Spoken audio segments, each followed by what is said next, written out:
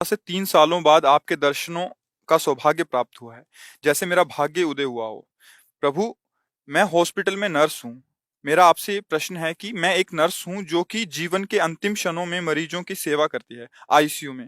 प्रभु, जीवन के अंतिम क्षणों में मरीजों को तड़पते देख बहुत व्याकुलता होती है। जब मृत्यु के समय, प्राण निकलने के समय मरीज बहुत तड़पते हैं, प्राण नहीं निकलते, तो मैं क्या उनकी कोई सहायता कर सकती हूँ कि उनके अंतिम क्षणों में मैं कुछ काम आ सकूँ? हाँ, आप नज़दीक रहती बहुत बड़ा आपको पुण्य भी होगा, बहुत बड़ा लाभ मिलेगा यदि उनको राधा राधा सुना दो। सबसे बड़ी दवा है, सबसे बड़ा उसका। जैसे कोई शैया में पड़ा है, अब उसकी मृत्यु होने वाली, अब उससे कोई कर्म नहीं होने वाले, ना अच्छे ना बुरे। अभी चेतना है, मरा नहीं है, 2 4 6 घंटे में मृत्यु हो सकती है, और आपने उसके समीप जाके राधा राधा, और वो भले ना बोले, आप कान पे है समीप है, राधा राधा राधा राधा, यदि वो बोल सकता है तो आप उससे प्रार्थना करो, देखो अब तो तुम्हें कष्ट है, मुझे लगता है आपका कष्ट दूर हो जाएगा यदि आप 2 बार बोल दो राधा राधा। राधा राधा बोला, और फिर उसका शरीर 6 घंटे बाद तो अंतिम समय ही माना जाएगा, और उसको भगवत प्राप्ति होगी। इससे बड़ा लाभ कोई है ही नहीं तुम्हारे लिए। तो मतलब जैसे नहीं कहते हमारा तो दांव बन गया, आपका तो दांव बन गया।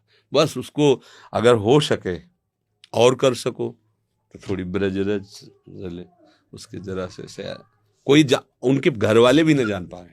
आपको केवल भगवान की प्रसन्नता चाहिए। अगर रजकण उसके मुख में पड़ गया, उसके शरीर में लग गया, आपने राधा नाम उसे सुना दिया, तो उसकी दुर्गति नहीं होगी, उसका कल्याण हो जाए। और उसका कल्याण हुआ तो आपका बैंक बैलेंस बढ़ रहा है, भागवतिक बैंक बैलेंस। एक जीव को भगवत प्राप्ति कराने से जो लाभ मिलता है, वो पूरे दुनिया के सारे दान पुण्य कर डालो उसकी बराबरी नहीं है। अब वो अंतिम आपको तो बड़ा लाभ है, आपको पता है जिएगा नहीं, कुछ क्षण में या कुछ घंटे में जाने वाला है। चाहे जो हो, राधा राधा, वो भले नहीं सुन रहा, बेहोश है, लेकिन राधा राधा राधा उनके कान में पड़ रहा, उस समय राधा नाम उच्चारण हुआ, उसका निश्चित कल्याण हो जाएगा। तो ये बहुत बढ़िया तुम्हें अवसर है, आप नाम उसको लेकिन सुने। जब हम इंजेक्शंस देते हैं तो हम मन में भी राधा राधा बोलते हैं। और कई बार ऐसा मैंने देखा है कि जब किसी की मृत्यु नहीं होती और हम अगर उसके कान में जाके थोड़ा सा बोलते हैं तो वो कोशिश करता है, बट क्योंकि अंतिम समय होता है तो नहीं बोल पाते। उसको देख के हमें भी व्याकुलता होती है कि हमारे साथ भी ऐसा ही होना है, और हम पूरा जीवन नष्ट कर चुके हैं अपने ऊपर अभी तक। नहीं, आप अपने विषय में तो मत सोचिए, यदि उनके विषय में सोचोगे तो आपके विषय में श्री जी सोचती है। शरणागत की अपनी तो चिंता नहीं करनी, अपने तो भरोसे पे लाड़ ली। एक बार हम परिक्रमा लगा रहे थे, प्राय ऐसी दिनचर्या ही रही, जैसे 2 बजे उठते हैं, 2:30 बजे यहाँ चले, ऐसे ही थी, 2 बजे उठ के परिक्रमा करना, तो रात्रि ही जैसा रहता है, कोई बिरला ही संत मिलता था। तो हमने रास्ते में देखा एक अजीब प्रकार का जानवर था, मतलब कुत्ते जैसी उसके शरीर की थी, और मुंह लंबा ऐसे, मतलब ऐसे, उसका नाम हम तो हम जानते नहीं, पर हमें लगता है मतलब जंगली कोई होगा। ऐसे पतला उसका इतना लंबा मुंह था, और कान और आँख ऐसे ऐसे, और कुत्तों ने शायद उसको मतलब मारने की स्थिति में करके डाल दिया था। और वो पड़ा, जो ही देखा तो उसके ऊपर ऐसे ऐसे रखे, रज में तो पड़ा ही था परिक्रमा में, और ऐसे आंखों मूंदे हुए था, ऐसे राधा राधा राधा राधा, ऐसे आंख खोला उसने हमारी तरफ, ऐसे राधा राधा राधा। उसी क्षण उसका शरीर, इतना आनंद हुआ हमें हृदय में, तुम्हें कैसे बताएं। वह उसका जो आंख खोलना मानो मुझे आशीर्वाद दे रहा है वो जीव, इतना आनंद मिला। अपनी तो चिंता ही नहीं करनी, अपने को जहां कहीं मतलब कहीं ऐसा अवसर मिल रहा है, हम उसे नाम सुना दें, हमारा कोई संबंध नहीं, नजदीक राधा राधा राधा चल दिया, वो काम इतना बड़ा करेगा, उसका मंगल हो जाएगा। अपनी तो चिंता नहीं, अपनी तो लाडली जो है ना, जो बेचारे कभी भगवान का आश्रय नहीं लिए, नाम नहीं लिए, वो अगर वो अस्पताल में आते हैं, हम किसी तरह उनको नाम, तो उनका मंगल हो जाएगा। हमारा विश्वास है कि एक बार भगवान का नाम अगर लिया है तो दुर्गति होने में वो नाम, एक नाम बचा लेगा। भगवान के नाम की बड़ी सामर्थ है। और फिर भगवान भी जो नाम जपते हैं वो है राधा राधा। ये तो बिना वृंदावन के संबंध के कोई राधा बोल ही नहीं सकता, परिचय नहीं, न जगत में परिचय है, न भगत क्षेत्र में परिचय है, तो केवल वृंदावन का परिचित ही राधे राधे बोल सकता है, राधा राधा, ये गूढ़ विषय है। तो ये तो बहुत बढ़िया अवसर, आप राधा नाम सुना दिया करें, और कभी भी किसी का अहित ना होने पावे, बहुत सावधानी रखनी। अगर हमारी थोड़ी त्रुटि से उसकी हानि होती है तो हमारा पढ़ना लिखना डॉक्टरी करना क्या रहा। हमारा भले पैसा न मिले, हमारा भले दुखवंत जीवन हो, लेकिन हम दूसरों को सुख पहुंचा सके तो उसका परम मंगल हो जाता है ये।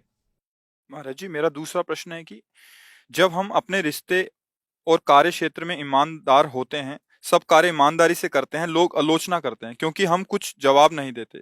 क्या ये सही है? कृपया मार्गदर्शन करें।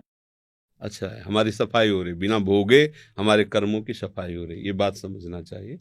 जो कर्म हमें दंड देते, वो कृपा करके, हमारी निंदा करके, आलोचना करके, अवहेलना करके, बिना दंड भोगे उन कर्मों को नष्ट कर, अच्छा नहीं तो और क्या है।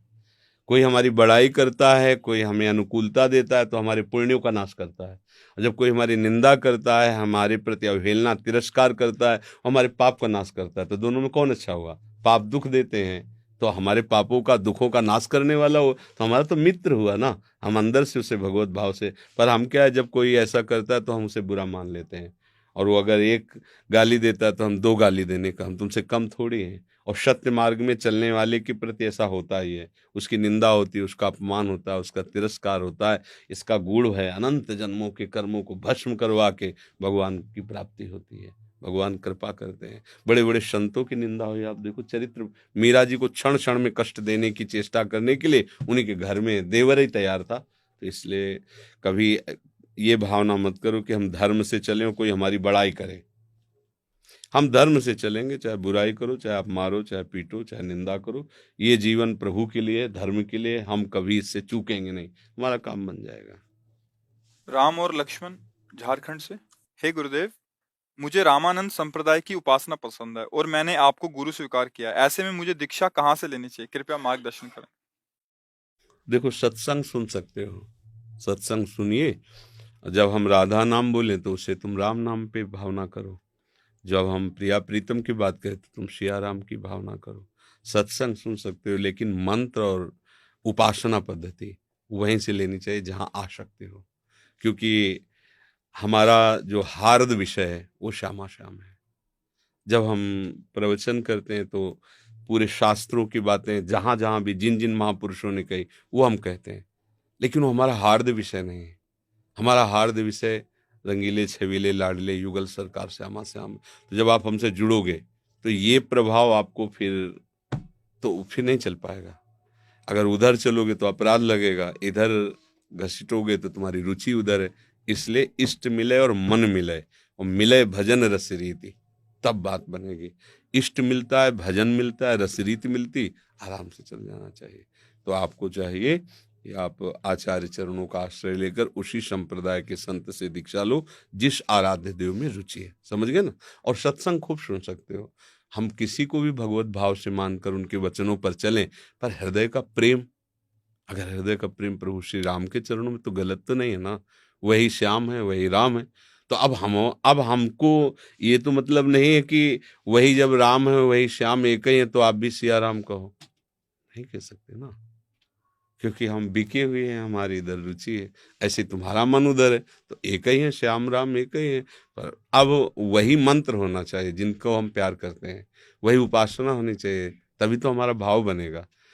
अब गौर से ऐसे देखो, चरण से ऊपर तक तो श्याम सुंदर है, ऊपर देखो मुरली, और उनको देखो तो सारंग धनुष, फिर चित्त में एकदम लगेगा ना कि कैसे एक, तो ऐसा है। प्रभु वही हैं, उन्हीं के विविध नाम रूप हैं। पर आनंद का अनुभव सांगोपांग उपासना से होता है। सांगोपांग, एक संत, एक कंत, एक ग्रंथ, एक मंत्र, एक पंथ, इसे सांगोपांग कहते हैं। किसी एक संत को अपना जीवन समर्पित कर दे, किसी एक ग्रंथ को प्रधान अपना मान ले, एक मंत्र को अपना जीवन बना ले, एक पंथ को चयन कर ले, नहीं, और एक कंत, एक आराध्य देव को चयन कर चल पड़े, तो सांगोपांग उपासना उसको सिद्धावस्था में पहुंचा देगी। अब मन कहीं और है, उपासना कोई और है, तो बस कैसे बनेगा। फिर तो विक्षेप पड़ता रहेगा ना चित्त में, विक्षेप शून्य होकर। और जो अगर सिया राम जी को राधे श्याम में तुम्हें अर्पित करना है ना, तो खुद वो अपने आप फिर नहीं। नंददास जी तुलसीदास जी के गुरु भाई थे, लाल जो श्याम सुंदर में ऐसी, तुलसीदास जी ने कहा कि हमारे प्रभु में क्या कमी देखी जो श्याम सुंदर को, तो उनका गुरु जी ने रखा है नंददास नाम। अब हाँ, यहाँ कमी बेसिक बात थोड़ी, इनकी मुरली ने हमारे चित्त को चुरा लिया, अब तो हम किसी काम के नहीं रह गए, श्याम के है। तो वही राम है, वही श्याम है। तो वो जब चाहेंगे अगर ऐसे घसीटना, तो वही आकर के घसीट लेंगे। अपने को तो ऐसे रहना है, नाव में बैठ गए, किधर ले जा रहे हैं वो जाने, अपने को तो बैठ जाना है, एक जगह बैठ जाओ, ये भागना बंद करो, मन का भागना नहीं। अगर प्रभु श्री राम तो सब लोक महेश्वर अनंत ब्रह्मांडों के स्वामी वही श्री हरि राम ही है, वही सियाजू हैं। खूब मन लगाकर उनका भजन करो और ऐसे गुरु का चयन करो जो सिया राम के उपासक हो, तभी आनंद की अनुभूति हो, नहीं बार बार विक्षेप पड़ता रहेगा। समझिए। हे गुरुदेव, हृदय में दृढ़ शरणागति उदय हो, कृपया ऐसा उपाय बताएं। दृढ़ शरणागति तभी उदय होती है जब हम अपने को असहाय देख लेते हैं। विभीषण शरणागति पढ़िए, लात मार दिया रावण ने, कोई नहीं लंका में रावण का विरोध करने वाला। अब कहाँ जाए, पहले से भगवान का भजन करते थे पर अब शरणागति उदय हुई है, पूरी लंका को संबोधन कर रहे हैं, अब मुझे कोई दोष मत देना, निश्चित तेरा विनाश होगा, अब मैं जा रहा हूं भगवान की शरण में। अगर कोई बल है, धन का बल, बुद्धि का बल, विद्या का बल, जाति बल, कुल बल, जन बल, कोई भी बल है, तब तक शुद्ध शरणागति नहीं होती। जब पूर्ण रूप से हार जाता है जी, जैसे देखो द्रौपदी जी भगवान के भक्त हैं पर पूर्ण शरणागत तब हुई जब देख लिया कि अब चीर हट ही जाएगा, अब हमारे में बल नहीं रहे तब। नहीं तो पहले पतियों का बल, भीष्मादि का बल, अपनी भुजाओं का बल, दांत से पकड़ लिया, जे ही सब छोड़कर ऐसे किया, अब हुआ पूर्ण शरणागति, तो भगवान का चीर अवतार हो गया। दृढ़ शरणागति तभी होती जब अन्य बलों का, अन्य आश्रयों का हमारा भाव हट जाए। प्रभु के सिवा, प्रभु हमारे बल हैं, प्रभु हमारे भरोसा है, प्रभु ही हमारी आशा है, प्रभु ही हमारा जीवन, तब शरणागति हो जाती है। तरुण जी गाजियाबाद से। गुरुदेव, आपके चरणों में कोटि कोटि प्रणाम। गुरुदेव, रोज मृत्यु से भय लगता है कि आज मृत्यु आएगी और दूसरा जन्म लेना पड़ेगा। ये बढ़िया, अगर ये और भय बढ़ जाए तो भगवान की शरणागति की तरफ मन जाने लगेगा। जो शभीत आया आवा शरणाई, रखियो ताहि प्राण किनाए। बचपन में यही हमारे विचार चले थे, पूर्व जन्म के संस्कार से। सबसे ज्यादा प्रेम अम्मा को करते थे, माँ को, गांव में अम्मा कहा जाता है। लगा यार अम्मा मर गई तो हम कैसे रहेंगे, फिर एक एक पर विचार हुए तो सब मरने वाले हैं यार, यहाँ तो कोई नहीं, सब मरेंगे, तो हमारा प्रेमी कौन है, हमारा ऐसा कौन मित्र है जो हमारा मित्र हो, तो सब मरेंगे। बार बार एकदम व्याकुलता। और उस समय संत जन आते थे तो श्री राम जय जय राम का कीर्तन घर में संत, बस वही जपना, और मन में बस दृढ़ निश्चय, भागो भागो, अंदर से भागो, संसार से भागो। मृत्यु का भय ही जीव को अमरत्व में पहुंचा देता है। अगर सही मार्ग ना मिला तो ये डिप्रेशन में पहुंचा देता है नहीं पहुंचा देता, चिंतन बिगड़ जाते हैं। सही मार्ग के लिए ये मृत्यु हमारी बहुत सहयोगी, क्योंकि वो तो आना ही है। अच्छा किस मिनट आनी कुछ पता नहीं है, तो अब हमको ऐसा उपाय करने का एक बार केवल अवसर मिला मनुष्य शरीर में कि हम मृत्यु पर विजय प्राप्त कर ले, मृत्यु के प्रहार से बच जाएं। शरीर तो जाएगा, इसका तो नाश होगा, पर हम बच जाएं, तो वो है केवल मामे वे प्रपद्यन्ते माया में ताम तरंते थे। मेरी शरण में हो जाओ, मैं तुम्हें बचा लूंगा। तेषाम हम समुद्धरता मृत्यु संसार सागर, भगवान कह रहे ना, तेषाम हम समुद्धरता मृत्यु संसार सागरात। अगर मेरी शरण में तुम आ जाओ तो मैं तुम्हें इस मृत्यु के भय से, इन संसार समुद्र से तुम्हें बचा लूंगा। वही बचा सकते हैं। तो नाम जप करो और गंदा भोजन मत करो, गंदे लोगों का संग मत करो, गंदे आचरण न करो, तो फिर मृत्यु से भय खत्म हो जाता है।